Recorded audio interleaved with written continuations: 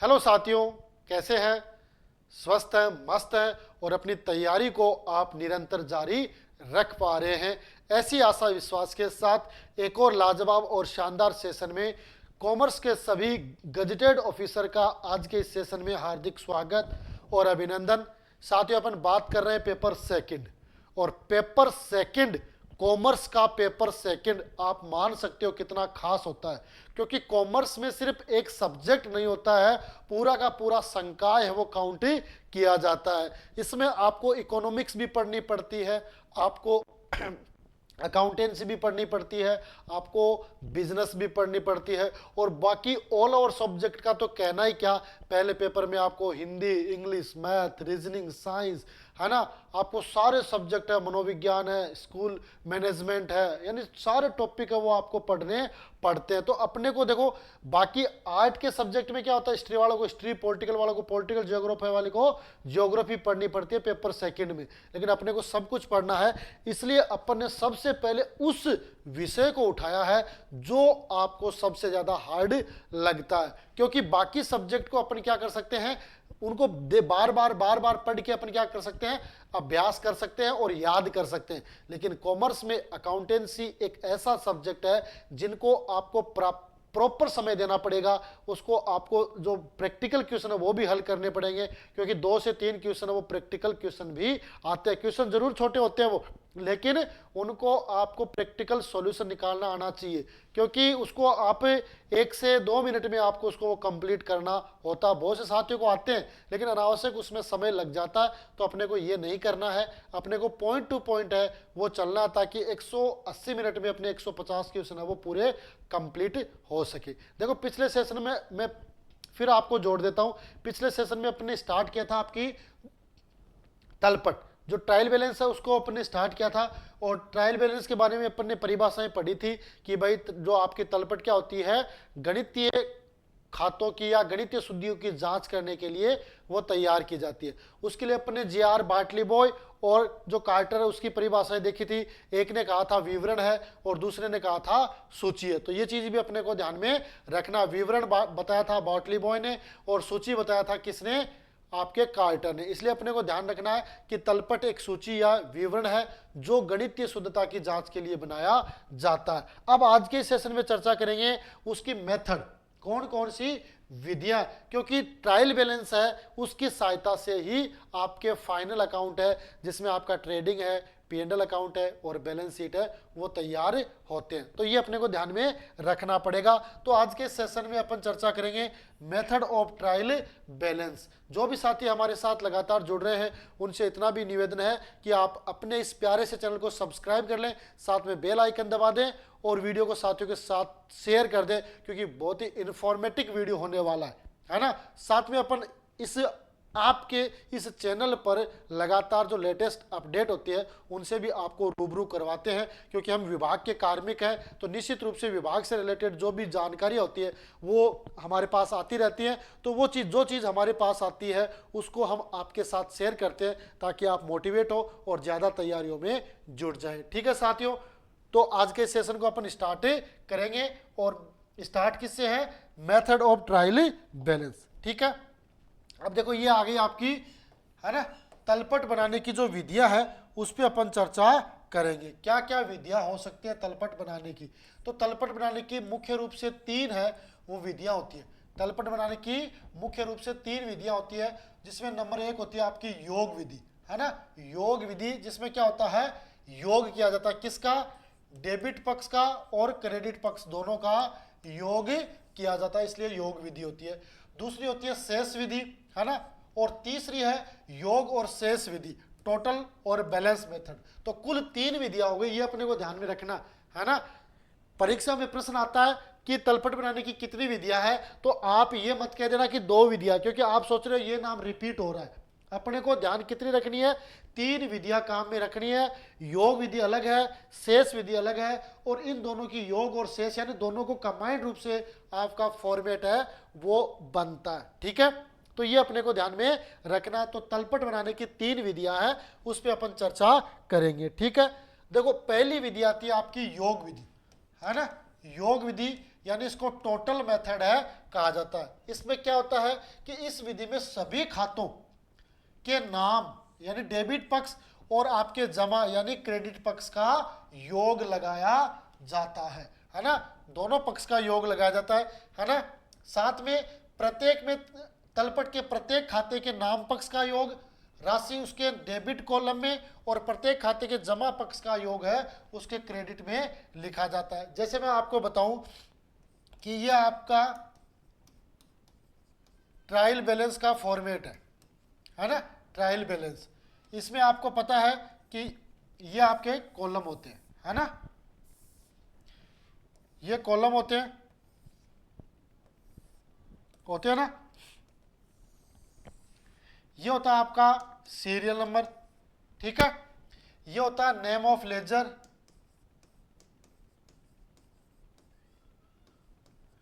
है ना। ये होता है आपका एलएफ, ये होता है आपका डेबिट, और ये होता है आपका क्रेडिट, ये होता है। अब इसमें क्या है कि प्रत्येक खाने के नाम पक्ष और जमा पक्ष का योग निकाला था। वहां पर अपने पास क्या होता है, खाता होता है, कोई भी खाता है, राम है, मोहन है, सोवन है, दिनेश है, सुरेश, अभिषेक है, उसको अपन खाते हैं। तो सीरियल नंबर में क्या आ जाएगा, 1 2 3 4, इस तरीके से सीरियल नंबर आ जाएगा। जैसे अपना आप मान लो फर्नीचर अकाउंट है, फर्नीचर अकाउंट। अब फर्नीचर अकाउंट में अपने क्या कि जब इसका नाम क्या हो गया, योग विधि है, तो डेबिट में कितने, मान लो डेबिट में 50,000 है ना, और क्रेडिट में इसके 40,000 है, तो दोनों लिखे जाएंगे।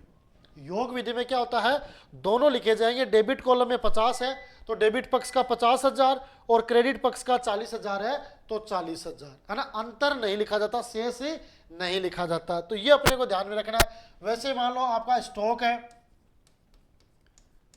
ना, स्टॉक मान लो ये 10,000 है और ये आपका 5,000 है ना। तो इस तरीके से दोनों का अपने को योग लिखना होता है, इसलिए इसका नाम क्या होता है, योग विधि कहा जाता है। यानी इसमें डेबिट पक्ष का भी योग किया जाता है और क्रेडिट पक्ष का भी योग है वो इसमें लिखा जाता है, ठीक है। यहां तक क्लियर है ना। तो ये अपने को ध्यान में रखना है ट्रायल बैलेंस का, यानी ट्रायल बैलेंस एज ऑन जो भी इसकी डेट होती है, क्योंकि आपको पता है कि ट्रायल बैलेंस को कभी भी तैयार किया जा सकता है, जब आपको आवश्यकता हो तब आप ट्रायल बैलेंस वो तैयार कर सकते हो, ठीक है। आगे बढ़ते हैं। अब इसके गुण, छोटे छोटे गुण है कि योग विधि के क्या गुण है। ये विधि सरल है, तो सरल है, निश्चित रूप से सरल है, और सरल है तो इसमें समय और श्रम की बचत होती है, क्योंकि खातों का शेष इसमें नहीं निकाला जाता है, जितनी राशि होती है वो लिख दी जाती है। तो ये इसके अपन कुछ गुण मान सकते हैं, कुछ एडवांटेज मान सकते हैं, कुछ प्रॉफिट मान सकते हैं कि भाई एक तो ये ईजी है और साथ में इसमें समय और श्रम की बचत होती है, क्योंकि आपके खातों का शेष निकालने की आवश्यकता नहीं होती है। तो ये अपने को थोड़ा बहुत अपने को ध्यान में रखना है, ताकि अपने को पता चले कि ट्रायल बैलेंस में क्या क्या घटना घटित होती है, ठीक है। इसके दोष, योग विधि के दोष क्या है कि खातों के संबंध में उपयोगी जानकारी प्राप्त नहीं होती है। खातों के संबंध में इसमें उपयोगी जानकारी है वो प्राप्त नहीं होती है, क्योंकि खातों का पूरा योग अपन लिखते हैं, है ना। योग में क्या होता है, अपन ने डेबिट में भी लिख दिया और क्रेडिट में भी लिख दिया, है ना। आपके पास मान लो 1 लाख रुपए, आपके पास है 1 लाख रुपए, लेकिन आपको चुकाने 3 लाख है ना। दिखने में तो आपके पास 1 लाख रुपए लग रहे, लेकिन आपको चुकाने कितने, 3 लाख। इसका मतलब 2 लाख रुपए आप माइनस में हो, 2 लाख रुपए आप माइनस में हो, है ना। वैसे ही इसमें होता है कि कई बार क्या होता है, खातों का अपने को शेष पता नहीं होता है कि मशीन डेबिट कर दिया आपने 50,000 से और क्रेडिट वहां से आपने 1 लाख से कर रखे, तो वो माइनस में। जैसे कैश है तो कैश हमेशा क्या होता है, डेबिट होता है। डेबिट मान लो आपका कितना है, डेबिट मान लो आपका लाख है, लेकिन उधर आपका बैंक लोन है वो आपका ज्यादा हो रहा है, ओवरड्राफ्ट हो रहा है। तो वैसी स्थिति में ये इसकी एक समस्या है कि जो सहायक बही है या जो खाते हैं उनकी उपयोगी जानकारी वो इसमें प्राप्त नहीं होती है।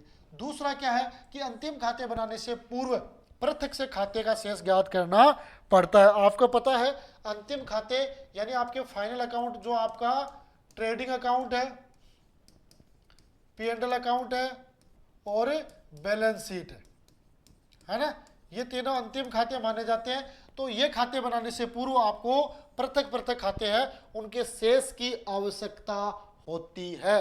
क्यों? क्योंकि अपने आपको पता है कि जो मशीनरी है वो आपकी बैलेंस शीट के असेट साइड में उसका बैलेंस लिखा जाएगा, न कि दोनों पक्ष, है ना। प्लांट है, मशीन है, फर्नीचर है, बिल्डिंग है, सबका बैलेंस लिखा जाएगा। उसी प्रकार आपके लाइबिलिटीज है, कैपिटल है, ड्राइंग है, इन सब का क्या होगा, वहां पर बैलेंस आएगा। तो वहां पर इनको फिर दोबारा आपको बैलेंस निकालना पड़ेगा। तो ये एक इसका दोष हो सकता है। तो दोनों ही ये उपयोगी है ना, महत्वपूर्ण दोष है, क्योंकि सरल हो सकती है ना, समय की बचत हो सकती है, लेकिन ये अवगुण भी तो है, क्योंकि खातों के संबंध में जानकारी पर्याप्त होना जरूरी है, पूर्ण होना जरूरी है। ठीक है, तो ये हो गई आपकी योग विधि के कुछ दोष। बढ़े आगे, 2 नंबर पे आती है आपकी शेष विधि, है ना। शेष विधि, बैलेंस मेथड। इस विधि में क्या होता है कि इस विधि में तलपट बनाने के लिए सभी खातों के नाम पक्ष और जमा पक्ष, है ना, का योग का अंतर ज्ञात किया जाता है, जिसे खाते का शेष कहते हैं। जिसे खाते क्या कहेंगे, शेष कहेंगे, बैलेंस कहते हैं। यदि किसी खाते का नाम शेष है, यदि किसी खाते का नाम शेष है तो उसकी राशि तलपट के डेबिट कॉलम में आएगी, और जमा शेष है तो क्रेडिट कॉलम में लिख दी जाती है। और किसी खाते का शेष शून्य है तो उसको नहीं लिखा जाता है। जैसे अपन बात करें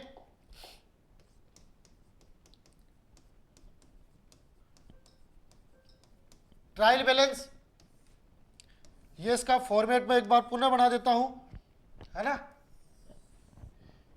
ये आपको पता ही है, सीरियल नंबर, ये आता है नेम ऑफ लेजर, है ना, नेम ऑफ लेजर, और ये आता है आपका एलएफ, और ये आता है आपका डेबिट, और ये क्रेडिट। अब इस शेष विधि में क्या होता है, जैसे ये तो सीरियल नंबर चलते हैं, कोई दिक्कत नहीं है, लेकिन मान लो आपकी कैपिटल है ना, कैपिटल अकाउंट है, कैपिटल लगभग आपके क्या होता है, क्रेडिट होता है। तो क्रेडिट होगा तो डेबिट में कुछ नहीं लिखा जाएगा, सिर्फ क्रेडिट कॉलम में, जैसे मान लो 10,000 है तो 10,000 लिखे जाएंगे। आपके प्लांट है मान लो, है ना, प्लांट है वो डेबिट होता है, तो आपके क्रेडिट में कुछ नहीं लिखा जाएगा, डेबिट में मान लो जैसे 15,000 है वो लिखे जाएंगे। यानी आपको अंतर देखना पड़ेगा कि कितने से डेबिट और कितने से क्रेडिट है। जो भी अंतर आएगा वो राशि इसमें लिखी जाएगी, इसलिए इसको क्या कहते हैं, शेष विधि। और बाय द वे कई बार ऐसा होता है कि दोनों ही खातों का योग है वो बराबर बराबर है ना, बराबर बराबर है, तो उसका शेष क्या होगा, शून्य होगा, और उसे नहीं लिखा जाएगा, उसे लिखने की आवश्यकता नहीं होगी। ठीक है, तो ये चीज अपने को ध्यान में रखनी पड़ेगी, किससे, शेष विधि से रिलेटेड। तो शेष विधि में अपने को इतना ही ध्यान रखना है, बाकी कोई लंबा चौड़ा इसमें क्वेश्चन नहीं आने वाला, कोई डीपली कोई क्वेश्चन नहीं आने वाला। या तो ये पूछ सकता है भाई कितनी विधि होती है, साथ में ये पूछ सकते शेष विधि में क्या होता है। तो शेष विधि में अगर नाम शेष है तो नाम शेष लिखा जाएगा, और क्रेडिट शेष यानी जमा शेष है तो जमा शेष है वो आपको शो करना है, ये अपने को ध्यान में रखना। ठीक है ना, और ये इसका फॉर्मेट ऐसे बनेगा, जो भी होगी उसमें लिख देंगे, पर ये अपने को ध्यान में रखना है, जितनी भी आपकी संपत्तियां हैं वो डेबिट होंगी, जितने भी आपके दायित्व है वो आपके क्रेडिट होंगे। जो खातों का नियमन है वो यहाँ पर लागू होगा, पाने वाले को डेबिट करेंगे, देने वाले को क्रेडिट करेंगे, समस्त खर्चे और हानियों को डेबिट करेंगे, आय व लाभ को क्रेडिट करेंगे, है ना। ठीक है, ये अपने को ध्यान में रखना। यहाँ तक क्लियर हो गया शेष विधि। अब शेष विधि के कुछ गुण हो सकते हैं, तो गुण में क्या है, शेष विधि के गुण, पहला है अंतिम खाते बनाने में सहायक, है ना। अंतिम खाते यानी अपन फाइनल अकाउंट तैयार करते हैं, तो फाइनल अकाउंट में अपन को क्या चाहिए, शेष चाहिए, शेष चाहिए, तो वो शेष यहाँ से मिल जाएगा, आसानी से अपन अंतिम खाते वो तैयार कर सकते हैं। तो इस विधि की सहायता से क्या है कि अंतिम खाते वो आपके इजी तैयार होते हैं। नंबर 2, जिन खातों के शेष नहीं है उन्हें शामिल नहीं करना चाहिए, है ना। जिन खातों का शेष नहीं यानी क्या है, शेष शून्य है या 0 है तो उन्हें शामिल नहीं करना चाहिए। ठीक है, 0 है, शून्य है, जो भी है, तीनों परिस्थिति एक ही है ना, उनको आपको शामिल नहीं करना चाहिए। क्यों नहीं करना चाहिए, क्योंकि अनावश्यक उससे आपका वर्क बढ़ेगा, है ना, अनावश्यक उससे काम बढ़ेगा कि आपको वो चीज आप शो कर रहे हो, जबकि एक्चुअल में उसकी वस्तु स्थिति क्या, उसका बैलेंस है वो 0 है। ठीक है, ओके, तो ये हो गया आपके शेष विधि के कुछ इंपॉर्टेंट आपके एडवांटेज, गुण मान सकते हो आप, है ना, किसके, आपकी शेष विधि के। ओके, बढ़े आगे देखते हैं शेष विधि के दोष, ये जस्ट विपरीत हो गया, समय और श्रम अधिक लगता है। आपको पता होगा जो योग विधि है ना, योग विधि और शेष विधि, योग विधि के जो गुण है वो शेष विधि के दोष है, और शेष विधि के जो आपके शेष विधि के जो अवगुण है यानी दोष है वो आपके योग विधि के गुण है ना। देखो 2 नंबर क्या है कि शेष ज्ञात करने में त्रुटि होने पर तलपट नहीं मिलता है। इसमें क्या होता है, उसमें तो आपका तलपट मिल सकता है लेकिन इसमें क्या होगा, तलपट नहीं मिल सकता। यानी एक साइड आपने कम लिख दी है ना, एक पक्ष को आपने नहीं लिखा, यानी राम का खाता था वो डेबिट करना था, आपने डेबिट नहीं किया, तो वो आपकी जो तलपट है वो क्या, दोनों पक्षों का योग बराबर नहीं आएगा। जबकि ये है कि तलपट के दोनों पक्ष यानी डेबिट पक्ष और क्रेडिट पक्ष दोनों का योग क्या आना चाहिए, बराबर आना चाहिए। ये इसमें स्पष्ट लिखा हुआ है। ठीक है, तो ये हो गया आप शेष विधि के दोष। ठीक है, दोनों चीज समझ में आ गई। आपके गुण में क्या आ गया, अंतिम खाते बनाने में सहायक और जिनका खातों का शेष नहीं होता उसे शामिल नहीं करना चाहिए। दोष में आ गए, समय और श्रम अधिक लगता है और शेष ज्ञात करने में त्रुटि होती है तो तलपट का मिलान नहीं होता है। तो तलपट का मिलान नहीं होगा तो उसमें अपन क्या करेंगे, उसको मिलान करने का प्रयास करेंगे तो हमारा समय ज्यादा लगेगा, क्योंकि वो दोबारा अपने को खाते चेक करने पड़ेंगे, उन खातों का मिलान करना पड़ेगा। ठीक है, आगे ये आती है आपकी योग और शेष विधि यानी टोटल और बैलेंस मेथड। इसमें क्या होता है कि तलपट बनाने की यह विधि योग विधि और शेष विधि का मिश्रण है। क्या है, तलपट बनाने की यह विधि आपकी योग विधि और शेष विधि का क्या है, मिश्रण है। इसमें तलपट राशि के 4 स्तंभ बनाए जाते हैं। प्रथम 2 स्तंभ आपके खाते के नाम और जमा का जोड़ लिखा जाता है और जो शेष 2 स्तंभ है उनमें नाम और जमा का शेष लिखा जाता है। जैसे मैं आपको बताऊं, ये इस तरीके से होता है, ट्रायल बैलेंस है ना। अब इसमें पहला कॉलम तो आपको पता ही है क्या होता है, सीरियल नंबर, और फिर ये आपका पर्टिकुलर, फिर ये आपका एलएफ। अब यहाँ पे ये 2 कॉलम आपके डेबिट और फिर वापस डेबिट, ये हो जाएगा आपका सीरियल नंबर, ये हो जाएगा आपका नेम ऑफ लेजर अकाउंट। ठीक है, ये हो जाएगा आपका एलएफ है ना। अब ये पहली होगी आपकी टोटल मेथड, टोटल मेथड, इसका डेबिट और इसका क्रेडिट। और फिर ये होगी आपकी बैलेंस मेथड,